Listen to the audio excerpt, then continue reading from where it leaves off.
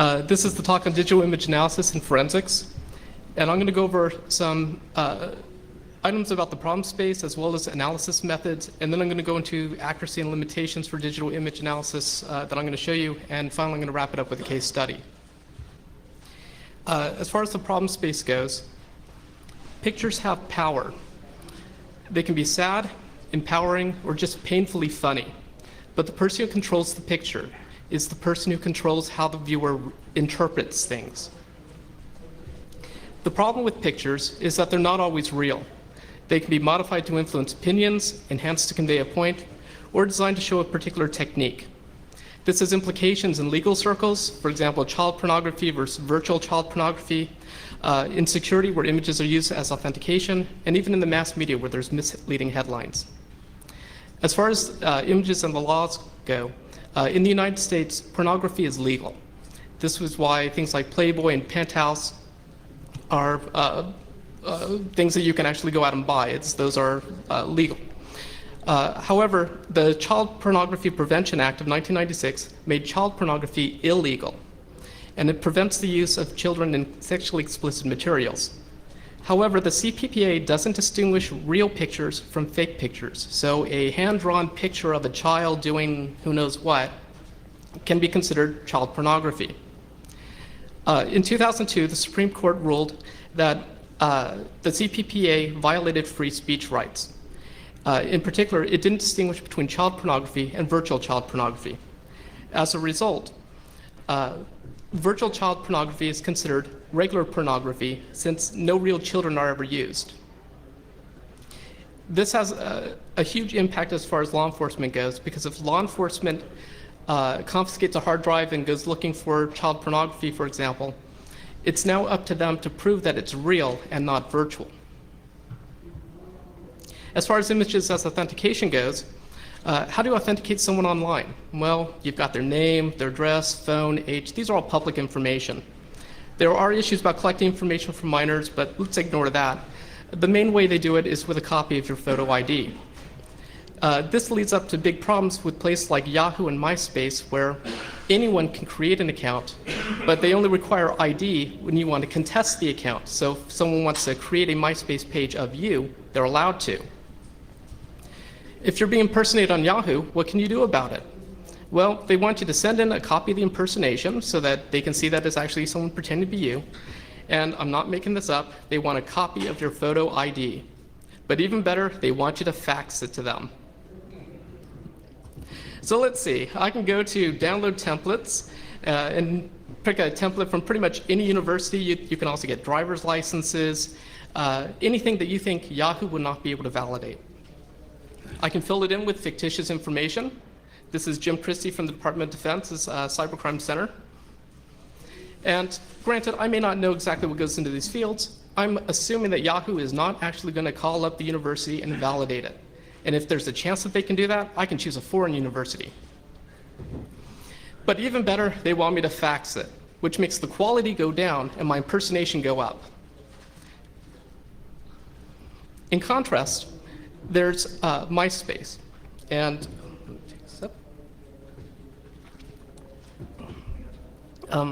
if someone's impersonating you on MySpace, and I swear I can't make this up, they want you to send in a salute. A salute is a handwritten sign being held by you that has the words MySpace and your friend ID on it. So, okay, I can go on to Google Images and I can search for man holding, if this sounds familiar, it's because it's the same type of embarrassment they do at 419eater.com for advanced fee fraud scammers.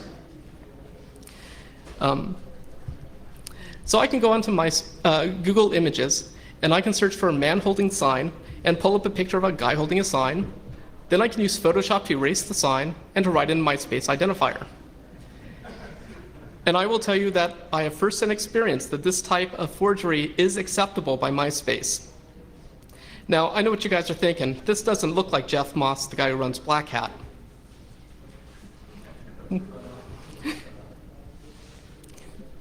As far as fake photos in the media goes, there's really three techniques that they use. There's really old school, which is basically a staged or mislabeled picture. Those are real photos, but the picture is not what they claim that it is. Those are not going to be detectable by the techniques I'm going to show you.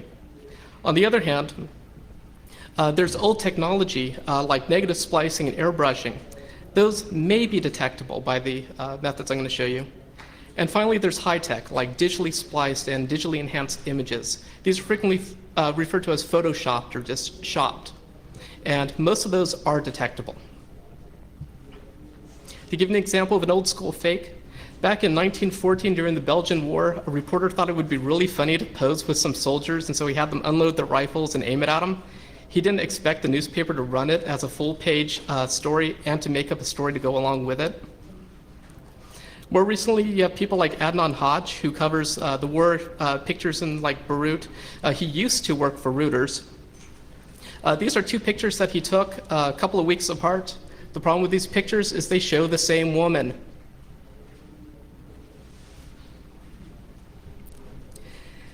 Today, there's another problem, and that's when you combine old and new technologies. For example, you take a real photo and you, say, modify it a little bit. You remove the timestamp down in the bottom corner. In this case, someone took a picture of a 2002 dust storm in Australia. They took out the timestamp put on by the digital camera, and then they claimed it was a 2004 tsunami hitting Sumatra. While my techniques can identify that the timestamp was removed, they can't tell the difference between a tsunami and a dust storm. So the big question is, how do you distinguish a real picture from computer graphics? How do you detect image manipulations? And how do you pull information out of images? For example, if it's a real picture, who took it? Where was it taken? When was it taken? If it's digitally enhanced or computer graphics, what was made and how was it made?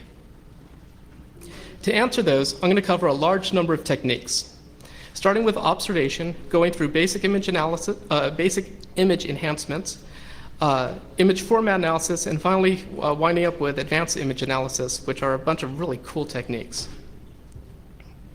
So starting with observation, this picture's been circulating the internet for a couple of years, and it appears to be a wares factory. This is a place where people illegally mass-produce software. And the question is, when and where was this taken since it's been circulating the internet? To answer that question, we can just look around the room. For example, there's a poster. The poster has text on it that's written in Spanish. So this is probably from some Spanish-speaking country, Mexico, Venezuela, Argentina. It's a poster for the movie Tarzan and Jane. And it claims that the movie is coming out to video and DVD on March 26th, but it doesn't give the year. But the Internet Movie Database does. This video was actually released to most Spanish-speaking countries on March 26, 2003. Since movie posters come out 1 to 2 months before, long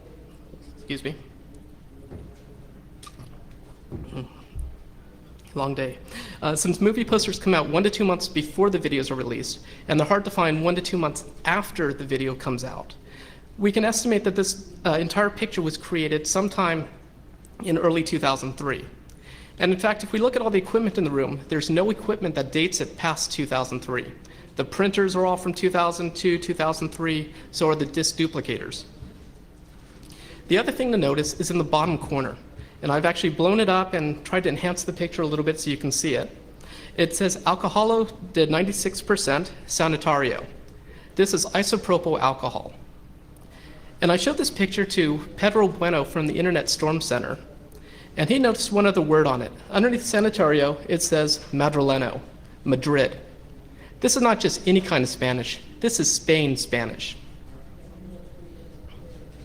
The main things to look for are things that will give you a sense of time, like clocks or calendars or any type of dated material. For location, look for things that are language or region specific. Also, currency is great. If you can see a coin on a desk or a piece of bill, then you can identify what country it likely is.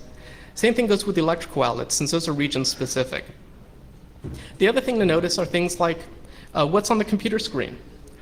I don't recognize the application, but I recognize the widget set. This is probably Windows 95, 98, maybe 2000. It's not XP, ME, or Vista, because the title bar at the top is a solid color and not a rainbow.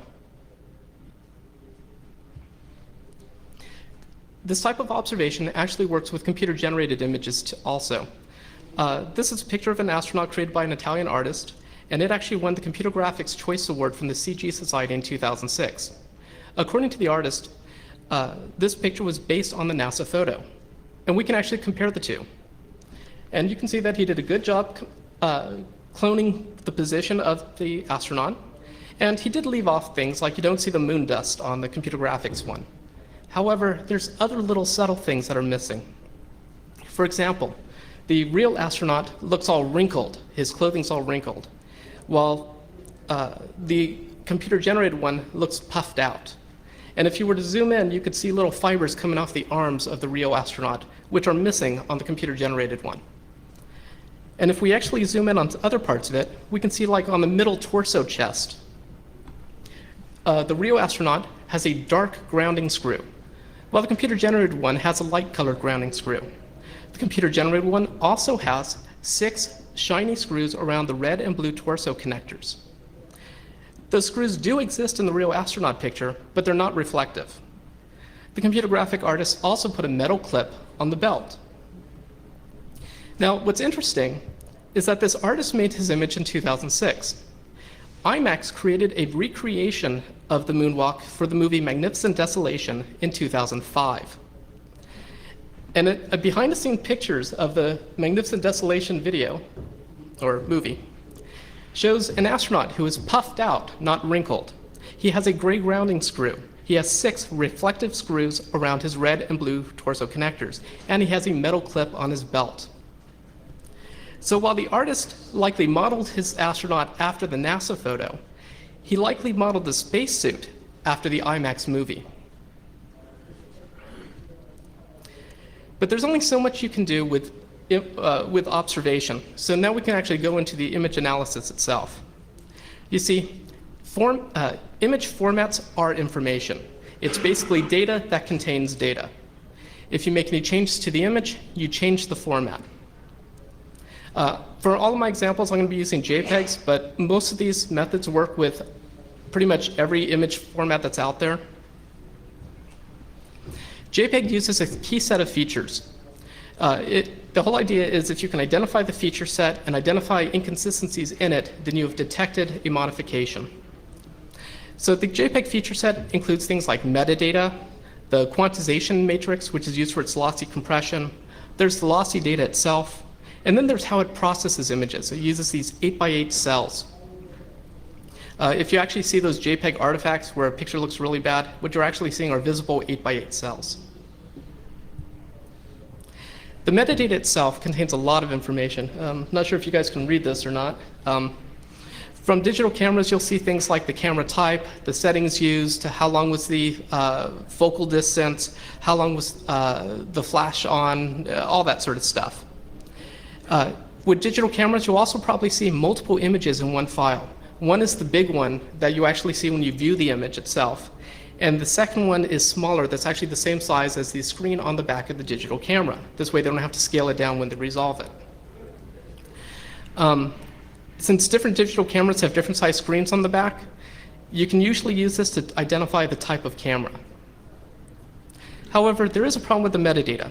For example, it can be modified. It's really uncommon, but it can happen. More likely is that it's inaccurate. Clocks drift on digital cameras. People forget to set the clock. You probably forgot about daylight savings time. If you traveled across time zones, you probably forgot to set your digital camera. The time's a good ballpark figure, but it's not necessarily accurate. What's more important is that applications don't necessarily update the metadata. I can take a picture from my digital camera. I can bring it up under GIMP or under Photoshop, and I can draw all over it. I can erase the picture. I can add things to it. I can do whatever I want as long as I don't close it. When you save that image, Photoshop keeps all the metadata from the camera, even though it no longer applies to the image. It also doesn't tell you what was changed. So this takes us to quantization fingerprinting, because if someone changes a picture, how can you tell that it was changed? The quantization tables in a JPEG are what's used to actually compress it down. And the whole idea is that they should be optimized for your picture. Unfortunately, that's CPU intensive, and it would really slow down the user experience. I mean, imagine saying File, Save As, JPEG, and waiting 30 seconds to a minute while it computes the optimal JPEG quantization tables. Instead, nearly every device out there uses hard-coded quantization tables. And in fact, these tables differ by digital camera. They vary by make and model, and they're usually optimized for the CCD, the video collection element on the camera, by data size, and by manufacturer. If you can identify the quantization table, most likely you can identify the exact type of camera. It's also, because it's optimized for the manufacturer, this is why things like Canon pictures taken with a Canon camera print best on a Canon printer. And that's just because it's optimized for the Canon product line. As far as forensics go, if you can match the quantization table to a particular application or a camera, then you can identify what was used to actually create the picture. Mass media outlets should really pay attention to this, because if they don't want people submitting edited or forged pictures, they should make sure that the quantization tables match the metadata for the camera. As far as quantization quality goes, well, it's great if you can identify the quantization table. However, what if you can't? When you save a JPEG, you usually select a quality level, like 95%, 80, or 65%, and that quality corresponds with the size of the image.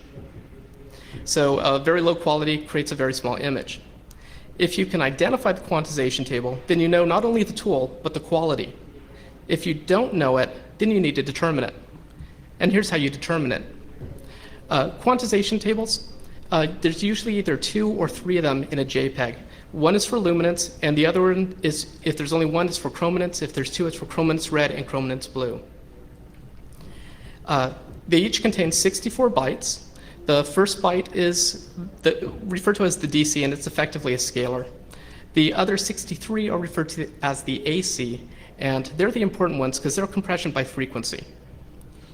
So what we do is we simply average all the AC values. So in this case, my first table has a value of 11.63, and my second table has a value of 17.57. Then we need to average the compression across all the channels, Y, CR, and CB, and so that gives me 15.59. And if there's only 2 tables, you include the chrominance one twice. Then you need to account for the conversion rate, because JPEG compresses based on chrominance and luminosity. But on the other hand, it displays using RGB. And so we have to account for that difference, and that's simply a subtraction between the 2 tables, which gives us 5.94. And then we just combine all these numbers. So 100 minus 15.59 plus 5.94 is 90.35. And since everything with JPEGs uses integers anyway, we can just call this 90%. The image that was actually saved using these quantization tables was saved with a quality of 90%. If you want to play a little bit with this on your CD-ROM, should be a file called jpegquality.c. Just compile it and give it a JPEG on the command line, and it will approximate the quality of it. And that takes us to advanced image analysis, things like principal component analysis, air level analysis, wavelets, and luminance gradient. You see, we have a quantifiable problem. JPEG data loss is cumulative. If I take a JPEG and I save it,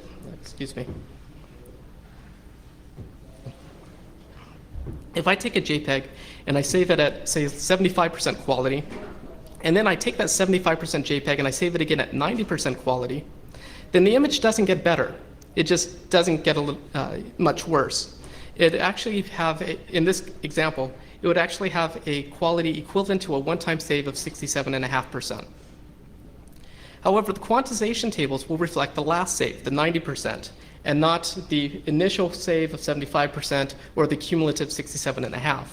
So the question is, how do you detect image resaves? And the answer to that is by using principal component analysis. Principal component analysis, or PCA, is basically used to separate information. And it's used in problems like data clustering, computer vision, and even data compression, lossy data compression.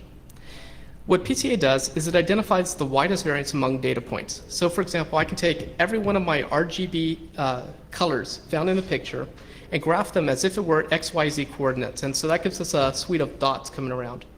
The first principal component is the plane that bisects the dots so that the average distance from each dot to the plane is maximized. The second principal component is basically perpendicular to the first, but I'm not going to go into all the math and stuff. It's the second widest slice through the data set. And then the third principal component, because we're using 3 dimensions, is effectively the narrowest slice. Now for my analysis, I don't actually use the plane defined by the principal component. I use a line that goes normal to the plane or upwards from the plane. And so the green line, which slices through the largest section, has the distance from any point to that line is minimized. So this is the minimum amount of variance across the maximum amount of data. So to give you an example of what all this looks like, I'm simply going to take my picture here of some dinosaurs, and I'm going to graph each color based on its distance from the principal component, or from that line defined by the principal component. And so the first principal component gives us a very washed out picture, because all pixels are pretty much, or all colors, are pretty much the same distance away. The second principal component pulls out a lot of information. And the third principal component pulls out slightly different information. Now we can actually use this to detect JPEG artifacts, because that's what actually gets pulled out by the first principal component. So this picture was saved at 95%. And watch carefully when I go to 90%. Well, it's hard to see up there, but it got a little worse. Then we have 80%. Watch the top right corner. We have 70%, 60%, and 50%. We get these real big chunks of artifacts that show up. The lower the quality, the bigger the artifacts. We can actually use this to tell if there's been splicing going on. So for example, I took the same picture, saved twice, once at 90% and once at 75%, and I just did a cutout of the 75% and put it on top. So here's what the actual picture looks like.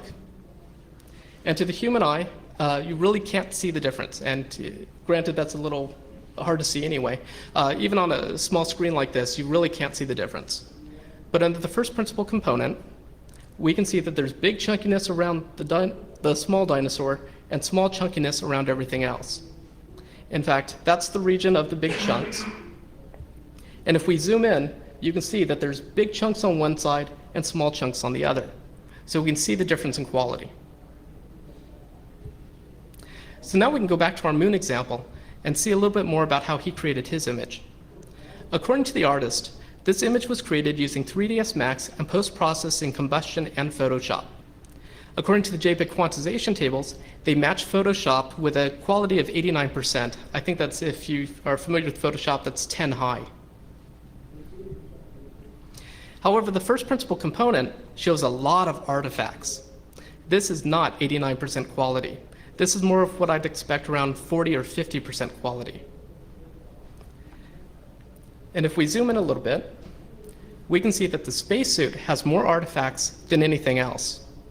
The face mask and the background have the second most amount of artifacts.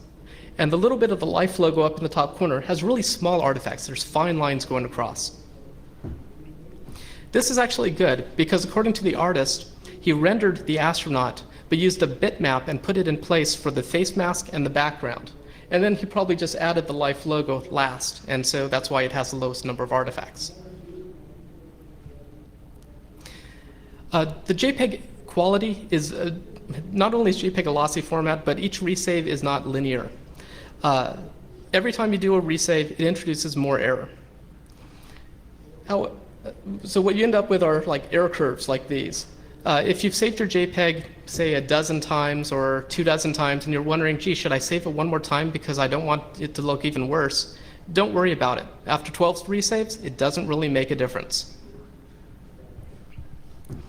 And we can actually use this to do an error level analysis. So we start with each of these 8x8 cells that are processed by JPEG. And every one of these 8x8 cells should be at the same quality level. If you make a change to the image, then you should see a change to the quality level. So the methodology I'm going to use is basically a resave comparison. You start with your image and you resave it one time at a known error rate, say 75% or 95%. And then you subtract the two and find out where the changes happened. The difference identifies the error state. So if there's no difference, then it means you're at a local minima for error or you're at the maximum error level. If you see a large difference, then it means that you're looking at an unstable 8x8 cell, which means you're looking at original pixels. To give you an example of this, this is a picture of my bookshelf. Yes, I do have a Black Hat book. I took the picture and saved it one time at 75% and took that resave and saved it again at 75%. The original picture has a large number of error in it, indicating has a large number of change during the error level analysis. And what this indicates is that this picture is likely original. However, the other two show very little changes, indicating that they have been resaved multiple times, or at least the first one's been resaved once. The second one's slightly different. It's been resaved twice. We can actually use this to identify modifications. So for example, I took my picture of my bookshelf and I duplicated some of the books on it and I added a toy dinosaur. So here's the things that I added. And when we run it through error level analysis, we can see exactly what was changed. In this case, the books and the dinosaur really show up. And for those of you who can't see it, so now we can have some fun. This is the ALF kid. The ALF kid is arguably one of the most photoshopped people on the internet. Usually when people see the ALF kid, they do things like change his shirt. Or they put him in funny situations, like here he is with Michael Jackson and some presidential candidates and Osama bin Laden. Now I can take any one of these pictures and I can apply error level analysis to see what was actually changed. And in this case, it's not just that they changed the shirt. I know exactly what parts of his shirt were changed. Now, just for the fun of it, I started asking around in a lot of the forums where they were really doctoring up the kid and asked, where is the original picture of the ALF kid? And everyone pointed me to this picture. They said when they go to doctor it, they use this one because it's the highest quality one they have. Great, except that there's a problem. The picture's been resaved so many times that there's really no more error going to be introduced into it. Most of the picture's black as far as error level analysis goes. However, along the bottom edge and the top right, and the right edge, is this little fine dot dithering. The last thing that happened to this picture is that it was cropped. And they didn't crop it to the 8x8 boundary, so they made the 8x8 square, or the fractional 8x8 square, uneven. And that, of course, leads to a higher error level. The other thing they did, or someone did, was add something to the middle. Now, those are big squares, not little squares, indicating that it wasn't the last change, but it was one of the last changes. And it happened after the picture was already done. And what did they change? They added the letters ALF to his shirt. Now, there may have been other changes to this picture. We don't know. It's been resaved far too many times. But we know that the original picture did not have ALF on it. I'm sure you've all seen this picture. Shortly after 9/11, this picture came out. Some people in the mass media believe that it was real. Most people said it was photoshopped. It's one thing to say it's photoshopped. It's another to actually see it. It has been resaved so many times that the error level across the entire image has basically been neutralized. But we can see fine dot dithering along the bottom and along the right edge. So the last thing that happened is that the picture was cropped. There's also that big blue square down the bottom corner where someone added in the timestamp. They also added in the stripe on the nose of the airplane. Now, they may have done other things. In fact, they actually added in the airplane in the background and so on. But it's been resaved so many times that that information has been lost. So the question becomes, if the quality is the same, so error level analysis really doesn't pull out anything, how can you find any differences? And to answer that, we use wavelets. Wavelets are so cool. What you do is you start with a known wave. In this case, I'm using the red line. All you need is a wave and a set of scalars to apply to it. And so I applied a scalar of 2, giving me a green line, and we simply add it together, giving me this blue line, which is this more complicated wave. Given enough scalars and a known wave, you can just add them all together and recreate any signal. However, some signals are easier to approximate than others. Natural colors, things like noisy images like you'd expect from a digital camera's CCD, those are easy to approximate. More difficult things are things like square waves or with places where there's sharp color changes. For anyone who's an electrical engineer who ever did A to D conversion, you know that filling in those little top corners is really hard. That takes a lot of scalars. Same thing goes with linear or smooth transitions, because they're interpreted using a stair-step algorithm. And so filling in those little stair steps takes a lot of scalars. And finally, extreme values like black or white, just because they're on the extreme edges of the approximation. Those are hard to those are hard to approximate. So if I have a picture that's 800 by 600, then I'm looking at 480,000 wavelets per color channel. But I only need to render a couple of them to get a general idea of the picture. And if I just render a couple of them, like 1%, 2%, then what the picture is going to turn out is very blurry.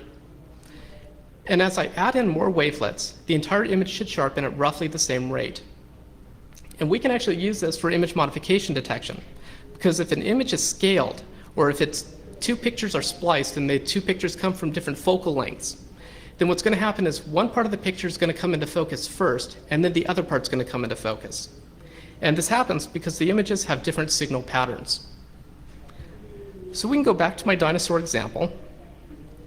And I started off with this original dinosaur. I scaled him up, which creates more linear transitions between colors. I also shrank him down, creating more sharp color contrasts. If I render this picture using 1% of the available wavelets, what you can see is that the entire picture looks pretty blurry. We can see that the black and white colors, the black text, white background, were very hard to render. At 2%, the picture renders a little bit more, and some things begin to come into focus. Like on the small dinosaur, his shoulder and his hip are actually as sharp as they're going to get, even though the rest of the dinosaur is blurry. At 3%, the small dinosaur is as sharp as he's going to get. Rendering more wavelets will fine-tune the colors, but not the sharpness. Whereas the original dinosaur and the bigger dinosaur are still pretty blurry. At 5%, the original dinosaur comes into focus. At 7%, the big dinosaur comes into focus, or 8%. And just to follow through the sequence, here's 10, 20, 30, and 40. At 40% of the available wavelets, 98% of the pixels have the correct color. So now we can actually apply this.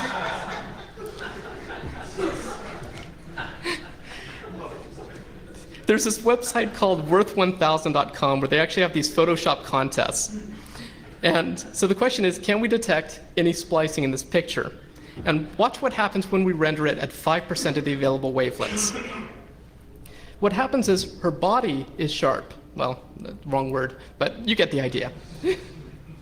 Whereas her face is very blurry. Her arms and legs are blurry, but not as blurry as her face. And actually, if you take a close look at right under her chin, there's actually a line where it goes from blurry above the line to sharp below it.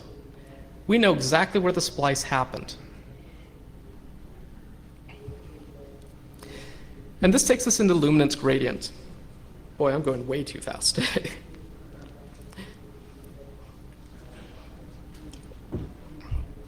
My original plan with this algorithm was to detect light and light direction. So I actually wanted to be able to say, the light is right over there. It turns out, as far as that goes, this algorithm sucks. Instead, it's good at telling general directions. I can say, the light's sort of in that direction or sort of over there. But I can't tell you the specifics. However, luminous gradient turned out to have this great ability to distinguish real from computer-generated pictures, and also to identify manipulations. The whole idea is that if you have vastly different light sources, when you apply luminance gradient, then it'll show up on the different items. And if you have different light sources, then it means that two things were spliced in. For detecting real compared to computer-generated, you look for edges. Luminance gradient turns out to be a great edge detection algorithm. For real pictures, you should see these noisy edges, lots of pixelation going on. You should see rough curves, nothing perfectly round, nothing perfectly smooth. For computer graphics, it's the exact opposite. You'll see nice, clean edges. You'll see smooth curves. You'll see smooth color gradients. And the whole idea is that light is never even. but coloring is. So if I have any object, whether it's flat or curved, the part of the object that's closest to the light source will be brighter.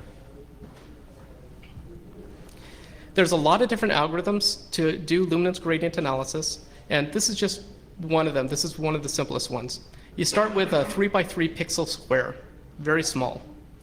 We draw a circle around it so that the diagonals don't overweigh the rest of the picture.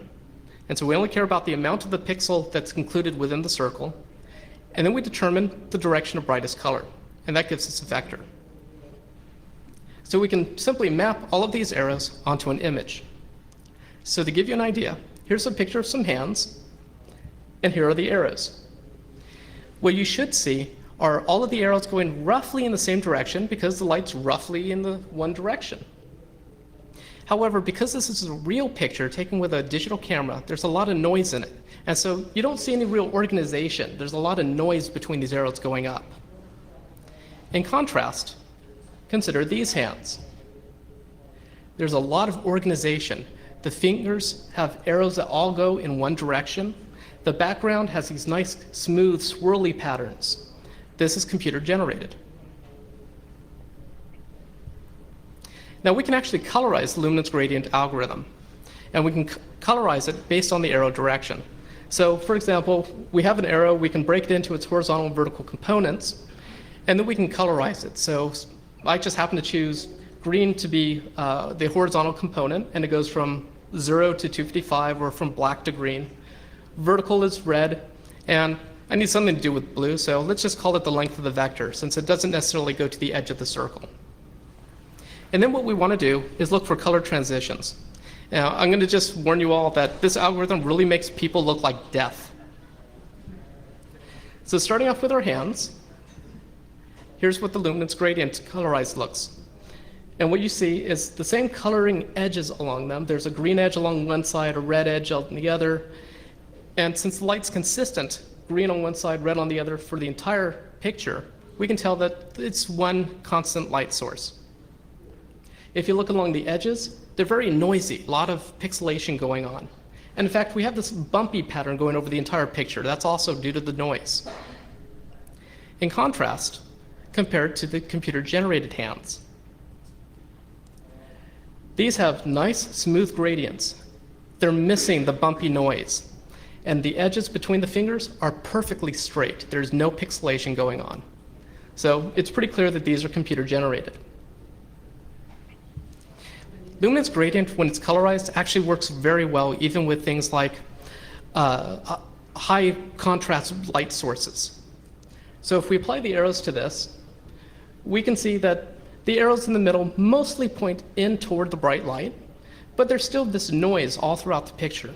So these are some real hands. When we apply it to colorized, again, we can see that the light is in one direction and it's consistent across the picture. When we do this colorizing, we also see one other thing that really stands out, and that's someone added a border around the picture. So now we can have some fun. President George W. Bush visited the NSA headquarters in Fort Meade back in January 2006. And there was a photo of it that showed up in both Newsweek and the Washington Post. And mailing lists like the D-Shield and InMap mailing lists really loved this because it featured the D-Shield map, as well as under latest trends, InMap is actually listed. They were very happy about this. Of course, it didn't take long for someone to Photoshop this picture. It's a drop! So I gotta say that this is one of the best Photoshop jobs I've ever seen. Granted, I already know the answer that the person put it in because I saw the original. The fact is, he did a really good job on it. If we looked at it through air level analysis, Admiral Akbar is at the same air level as the rest of the picture. We can't identify him. Principal component analysis shows these big chunks, both on the people and on Admiral Akbar. So they did a good job. If I was just based on this, I would actually say that there's a guy in a costume dressed up like Admiral Akbar in the same room as them. Hey, it's NSA, who knows? But under luminance gradient, he actually stands out. You see, if you look at everyone's head, there's a dark side and a light side on every person. except for Admiral Akbar. But then again, he's got sort of this dark, mottled skin, so maybe we're just not seeing it. But there's a second light source in the room, lighting up the other side of them. Every person is bright on their left side, except for Admiral Akbar, who's dark. He has the wrong lighting. And since he's missing one of the light sources, we can conclude that he was added. Love this picture. My friend Adam Bates claims that he was looking at a cooking site when he came across this picture, and he's heavily into computer robotic and robotic vision. He looked at this picture and said, there's something wrong with it. And he just wasn't sure what it was.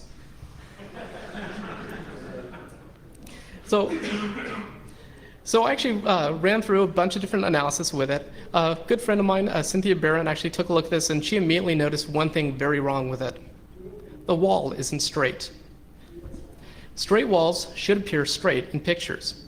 This one bends out around her shoulder and bends back a little bit more around her head. Taking a closer look at some of the things in the picture, you can see under the table, there's wallpaper. The wallpaper is a grid. I love grids. It's perfectly horizontal, perfectly vertical. The same wallpaper seen between her hip and her arm is wavy, and there's actually a break in the middle. What this tells us is that there's been some type of manipulation going on, but it doesn't tell us what or how. If we looked at using air level analysis, we'd see that the picture's been resaved a large number of times. However, the last thing changed is down the bottom edge. You can see that the photographer added his URL. And either the last save or one before, someone added in the FHM logo in the other bottom corner. But the real interesting thing is in the middle. Someone touched up the edges of her clothing.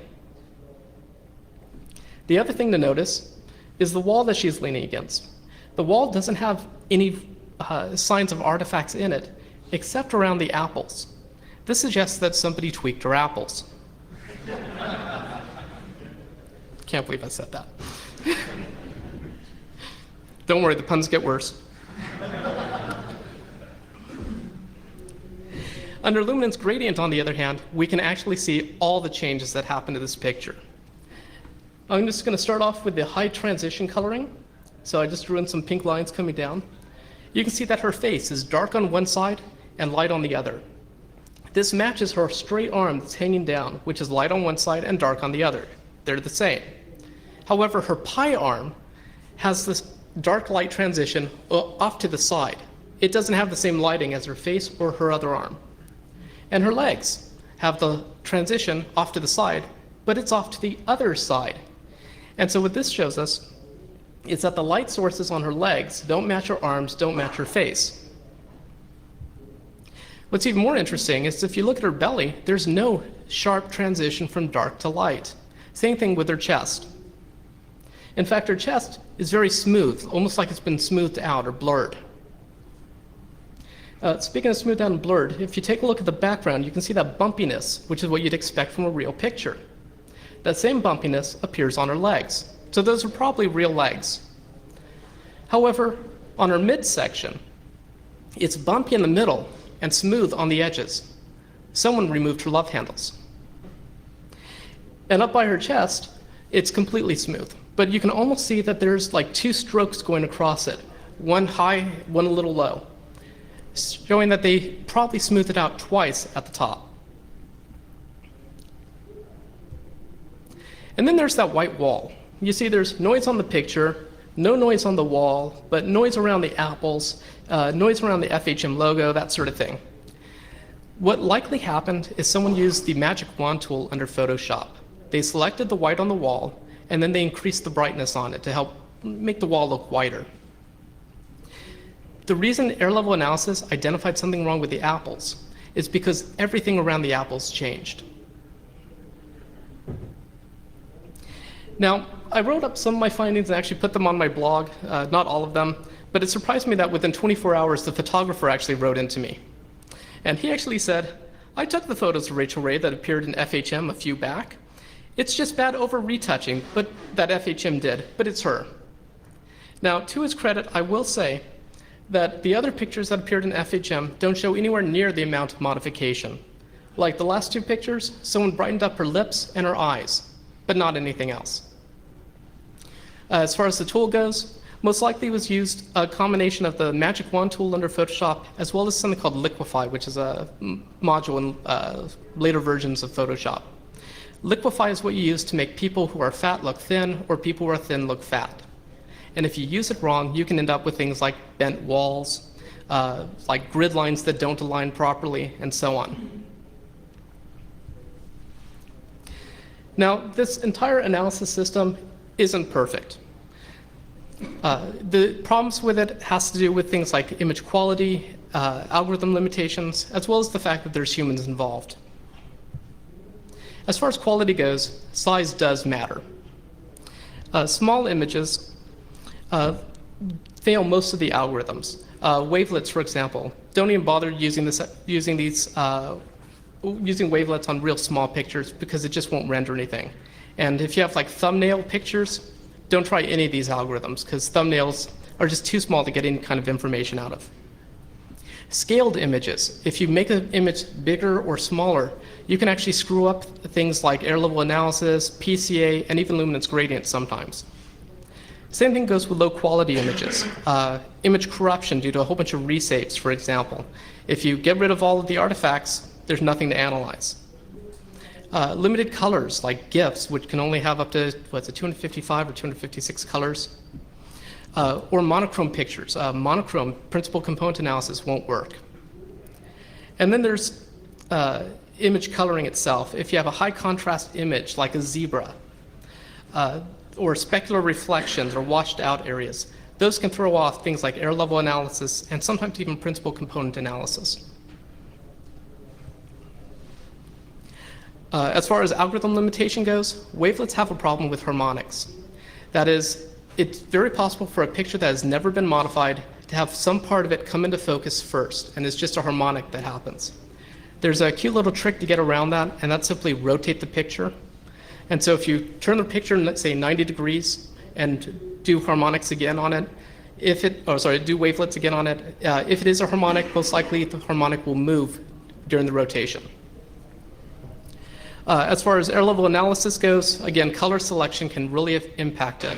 Since JPEGs are based on luminance and chrominance, if you choose two adjacent colors that just happen to be vastly different, they can look like they're at a higher air level than the rest of the picture, even though they're actually at the same air level or that sort of thing. And finally, there's mixing media. Like if you go from a photograph to a magazine to a JPEG and so on, or even the scanners. Scanners, cameras, video capture cards, all introduce their own artifacts. And so you're just as likely to pull up those artifacts as you are artifacts within the picture itself. And finally, humans. All of these tools highlight different attributes, but they don't actually do any interpretation. That's up to a human, which means if the human doesn't see something that he should see, then he's going to miss it and get the wrong interpretation. Also, there are some extremely talented artists out there. Pretty much everyone has the right tools. I mean, we all have a copy of Photoshop or GIMP, something like that. And if you don't have it, you can go to the local software store and buy it. And if you don't like those tools, you can buy better things. Bryce is really good for backgrounds. There's half a dozen other tools out there. The difference is, or the main thing to remember is, having the tool is one thing, having the skills to use the tool is another. And fortunately, few people who do image modifications actually have the right skill. As far as accuracy goes, I was given a blind test by the Department of Defense's Cybercrime Center. They gave me 51 images, and they asked if they were real or computer generated. 6 of these pictures were actually unknown to them. As far as results go, I was 86% accurate for determining real from computer generated for the known images. However, that 86% is a little misleading because I had 0 false positives. There were no instances of a real picture being classified as computer graphics. This also means that if I said that an image was computer graphics, then it really was.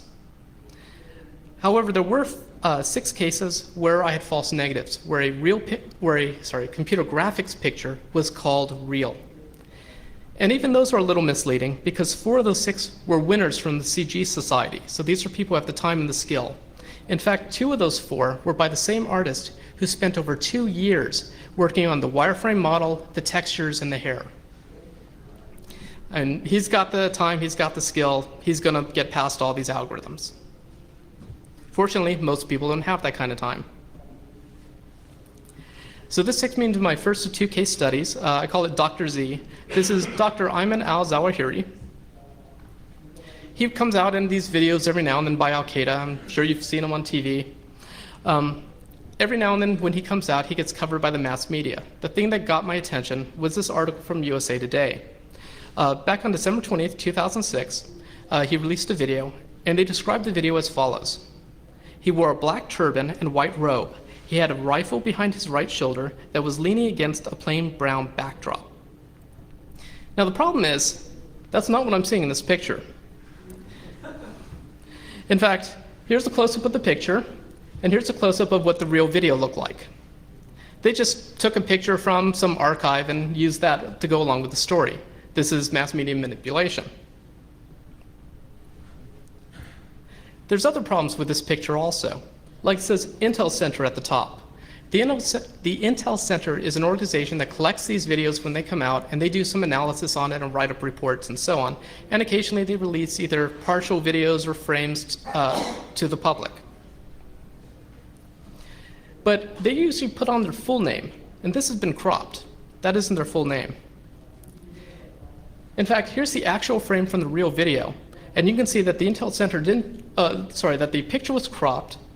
The Intel Center had added on their name, and the Intel Center also says that they cleaned up the picture, which it certainly looks like they did. The original picture was blurry and sort of reddish. So the last things we know happened to this picture, the last thing is that it was cropped. The thing before the last was the Intel Center's name was put up and they cleaned up the picture. But what else was done to this image? According to error level analysis, it was cropped to the 8x8 grid. We can tell because we don't have that line going across the bottom or the right. We know that the Intel Center logo was added last because it has the highest dot dithering. It's in the top corner. Before the Intel Center added in their logo, As-Sahab added in their logo in the bottom corner as well as the subtitles. And if you notice, there's this sort of blocky outline that's going all around Zawahiri. That's actually an artifact that you see when people use green screens or chroma key substitution. So they actually added in Zawahiri. And then there's the banner behind him. Someone added text to the banner. So going back, you can see the full banner and the text was added to it. So that's in the version that was cropped and passed through USA Today and passed through the Intel Center. What about in the original picture? Well, error level analysis still shows very clearly that the As-Sahab logo and the subtitles were added last. He still has the chroma key halo going around him, and the background still has that text added to the banner. Principal component analysis shows big chunks on the background, small chunks on Zawahiri, and small chunks on the text behind him.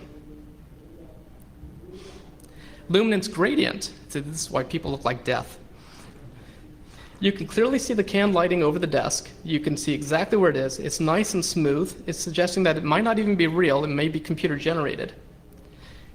We can see that the lighting on Zawahiri is dark on one side, light on the other. The light slightly offset from across his face.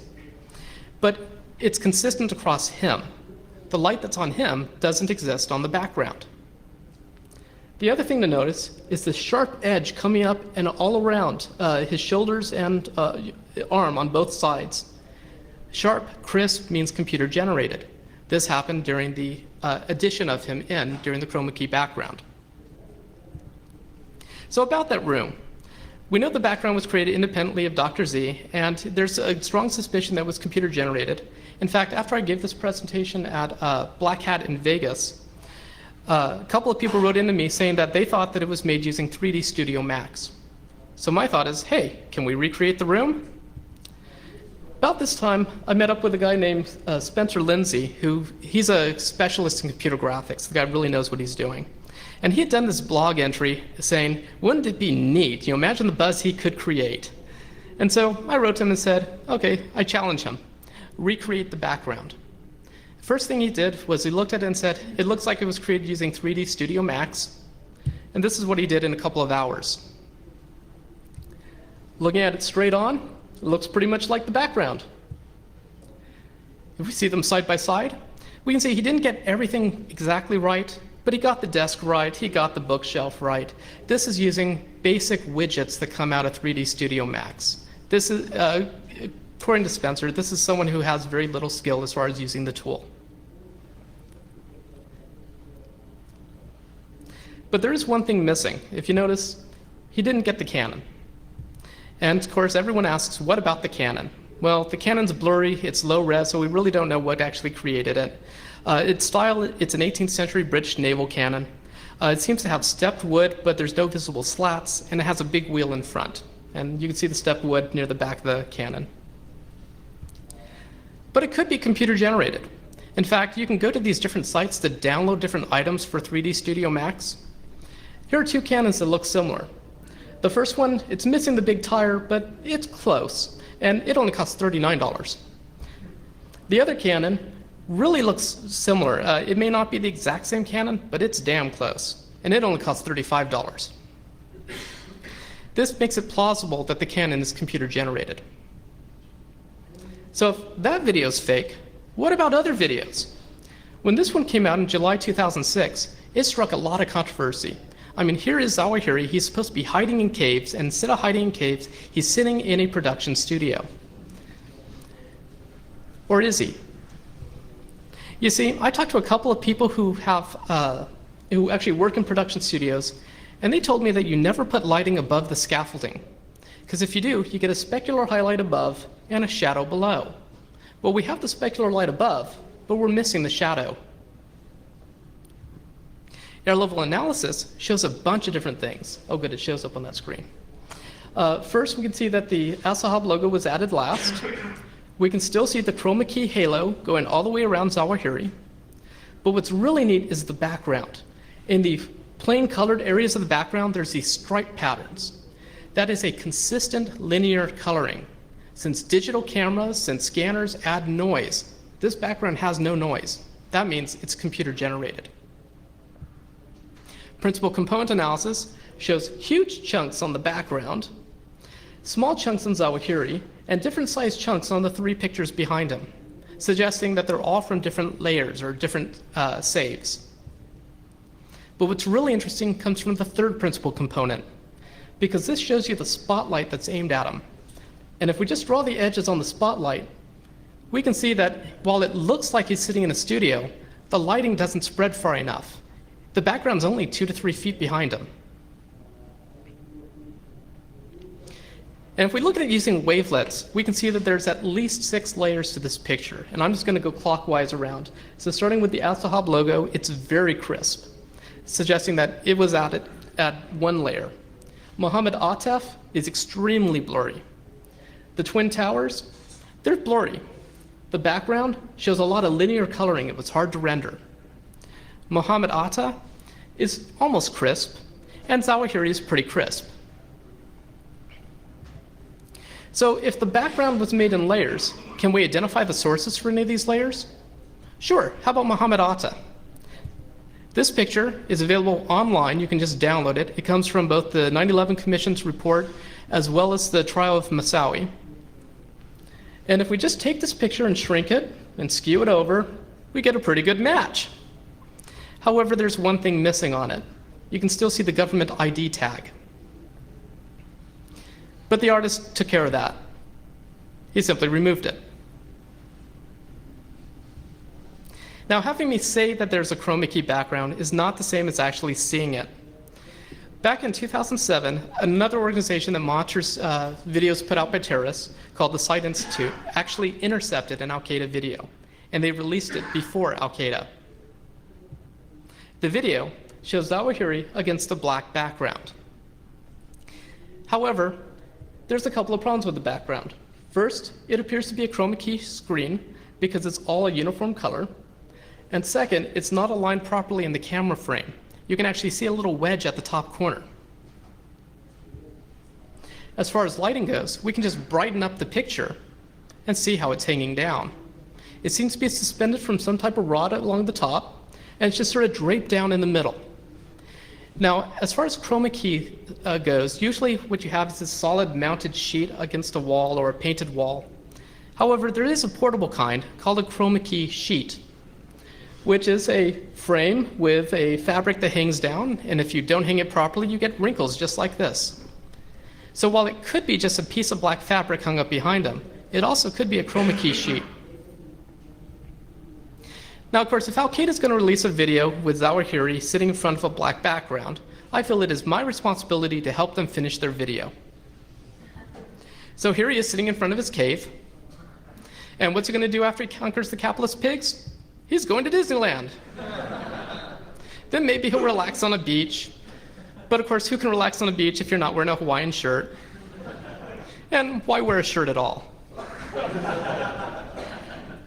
Now, actually, I tried my best to get the principal component of this image to look right. So here's what the original looks like, and here's the principal component. And if you notice, there's very few artifacts in the background and very few artifacts on the Barney body. So it looks like I got it, except that the Barney body really stands out. It's very white. It's far away from the rest of the principal component. If this were actually a person wearing a Barney outfit, the lighting would make it look more similar. It wouldn't be this far out. And so the fact that the color frame is wrong tells us that it came from a very different picture. How about other stars from Al-Qaeda, like Azam al-Amriki? He appears to be sitting in a white room with a desk, a computer, and some books. But are the books really there? According to air-level analysis, the As-Sahab logo, as well as the subtitles and the books, are at the same air level. Although he does have a little line coming up across him, it actually doesn't have the properties of a chroma key background, so he really is sitting in this room. Principal component analysis doesn't identify too many artifacts on it, except we can see that the books are from the wrong color frame. And if we brighten up the principal component analysis, we see these horizontal lines going across. That's actually a scanner artifact. That's because the original video was from a interlaced video source.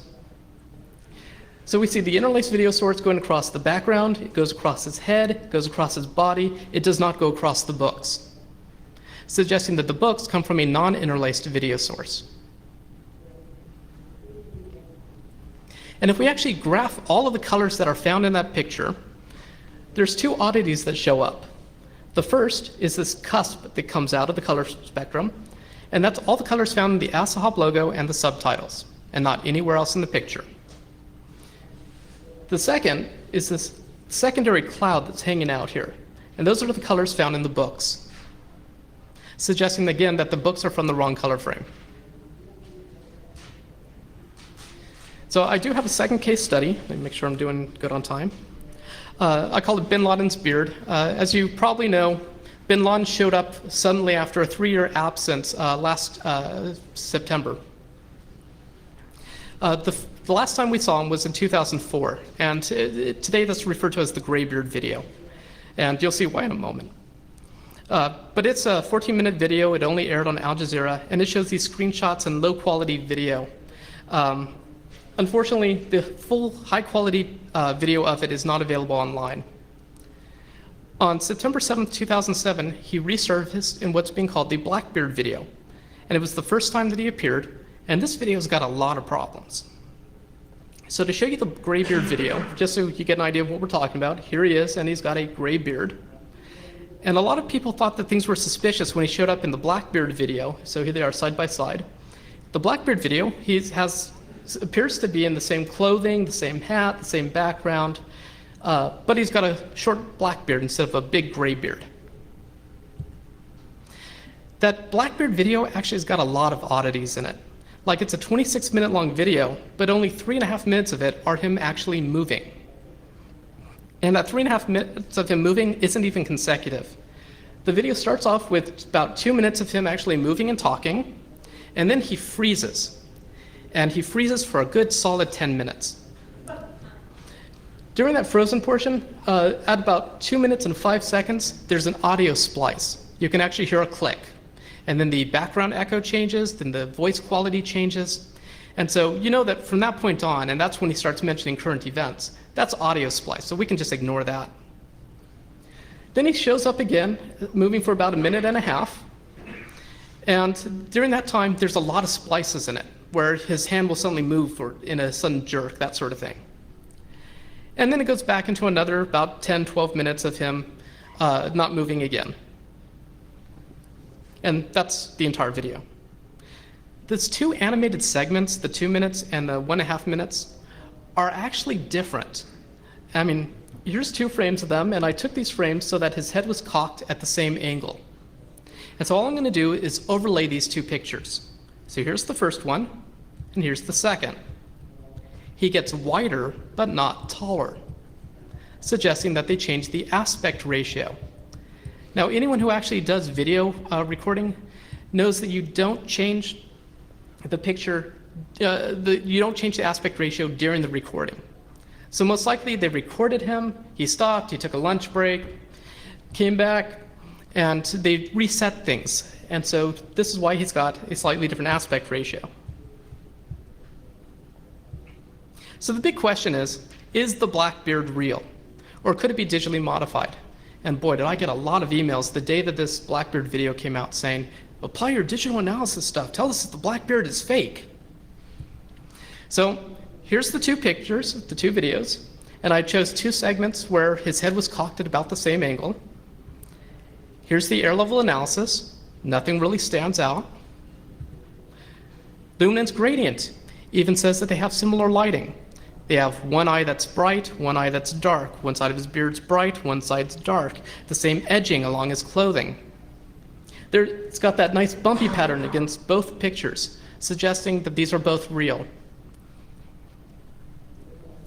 The big thing to notice is along the top of his hat. There's that rainbowing color. It's the same rainbowing pattern on both hats, suggesting that both videos, released 3 years apart, used the same or similar lighting. So there's no indication of digital manipulation. There's similar lighting, similar clothing, similar background. Anything else? What about the camera angle, the aspect ratio, or coloring? Well, I chose these 2 pictures because his head was cocked at the same angle. If I overlay them and just align them on his eyes, what we see is that his eyebrows are the same.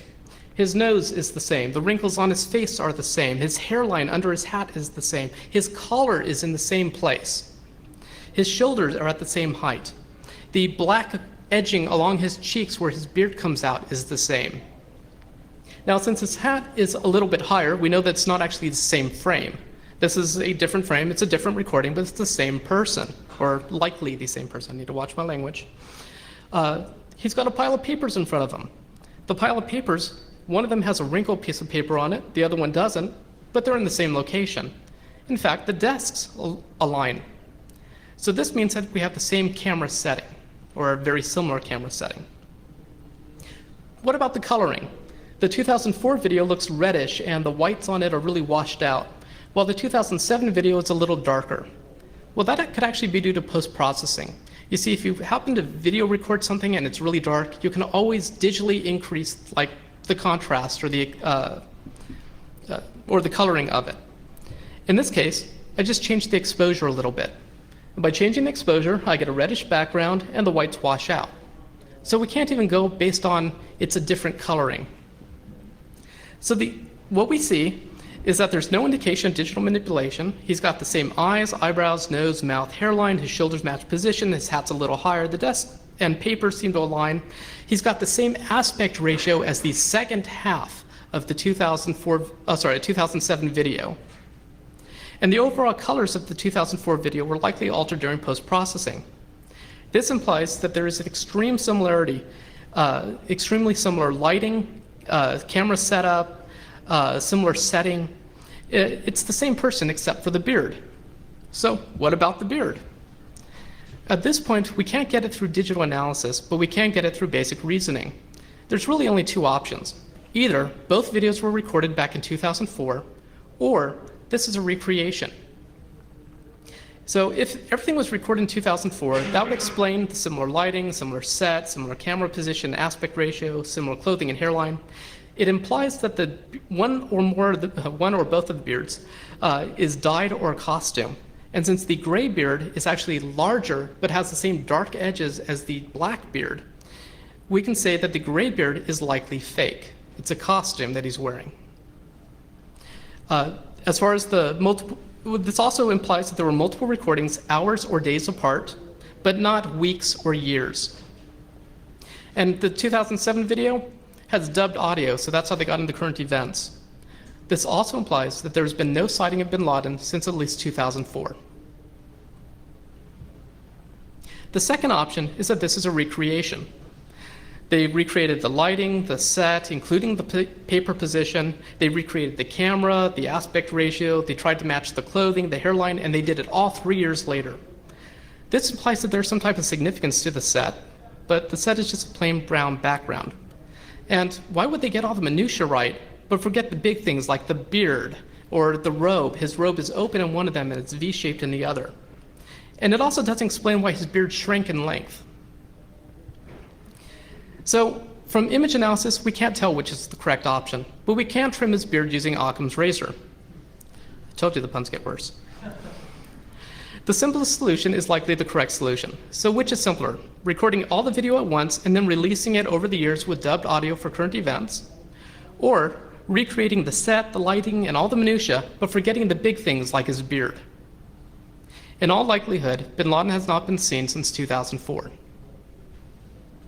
So to wrap up this talk, there's definitely a need for image analysis to be able to tell things like real from computer generated.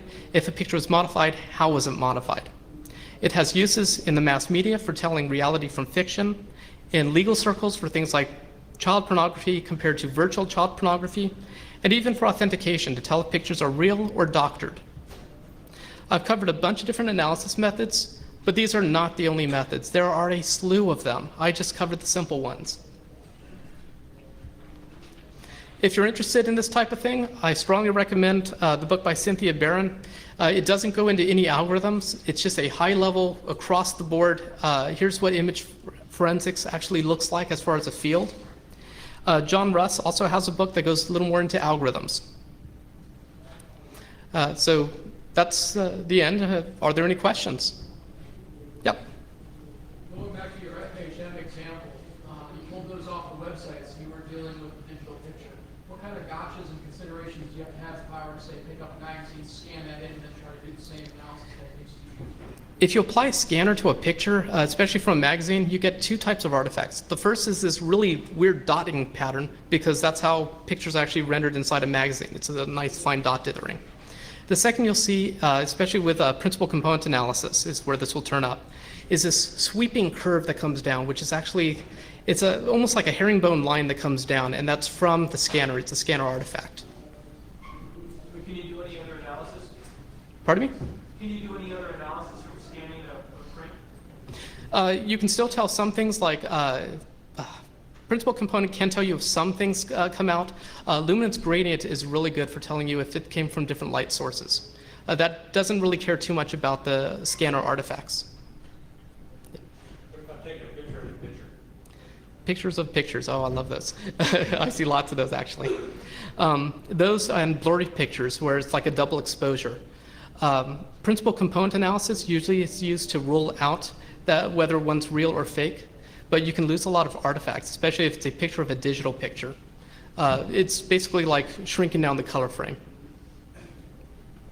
Yep. Thanks. Well, thank you all very much for your time.